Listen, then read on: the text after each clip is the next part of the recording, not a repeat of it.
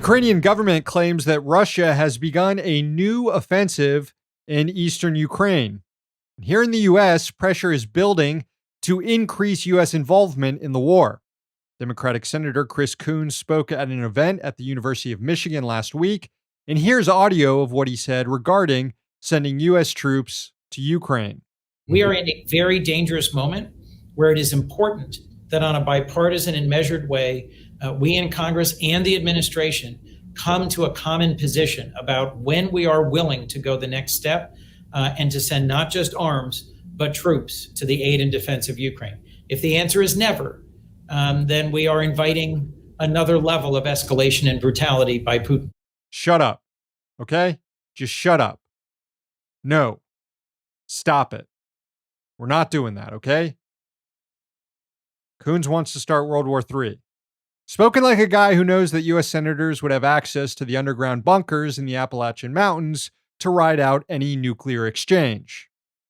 Take it from me, someone who is very much in the blast zone here in D.C., this is a bad idea.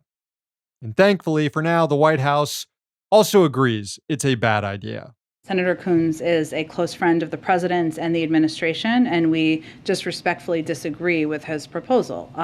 The president continues to, has no plans to send troops to fight a war with Russia. He doesn't think that's in our national security interests, in the interests of the American people. Okay, but just to be safe, we need to lock Chris Coons away somewhere far away so that he can no longer opine on this conflict and get us all frickin' killed. Can we do that?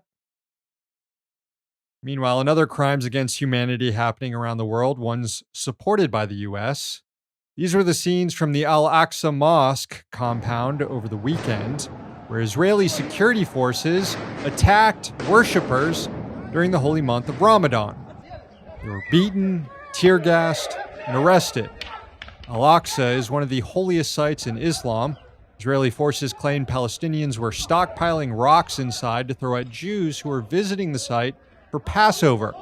Temple Mount, on which the mosque is located, also holds significance in Judaism.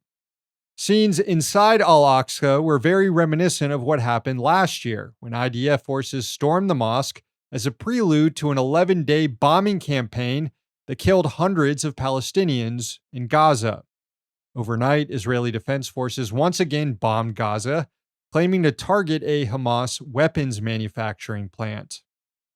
The nation of Jordan maintains stewardship over the Al-Aqsa Mosque and other holy sites in East Jerusalem. According to an agreement made with the Israeli government, non-Muslims would be allowed to visit the area but not be allowed to worship at it. As Mondo Weiss notes, despite this agreement, Israeli settlers and forces regularly raid the compound, often on Jewish holidays, sparking protests and resulting in the violent suppression of Palestinian worshippers. On Monday, Jordan summoned the Israeli ambassador to discuss the situation. The government, over the weekend, described Israel's raid on the mosque as, quote, illegal, provocative measures. Hey, thanks for watching. Hit the subscribe button so you don't miss any of our new videos. Also, if you want to see Means Morning News in its complete form, not just the clips we post here, head on over to Means TV and get access to all our new episodes and our entire backlog, plus tons of other great movies and original TV shows.